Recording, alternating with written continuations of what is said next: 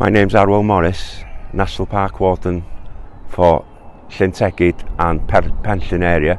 Today I'm going to talk to you about wild swimming and water sports in Eryri. Swimming and water sports is a great way to enjoy Eryri. Please be aware that you cannot wild swim and participate in water sports in all our lakes and rivers. Please refer to our website for further information. Please ensure that you have the right equipment when going out on lakes and rivers. Also, be aware of any signage that's put up by our lakes and rivers. Please read the signs and take note of everything.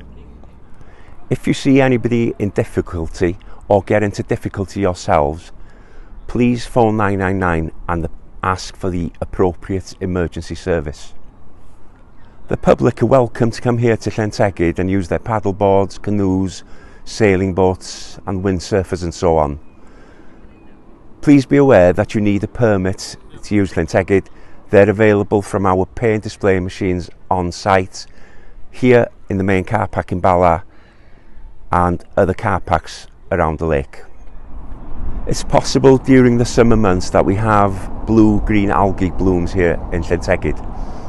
When we do have blooms, the Warden Service will put extra signage around all our access points informing the general public, and it's also very important that you keep track on our social media sites.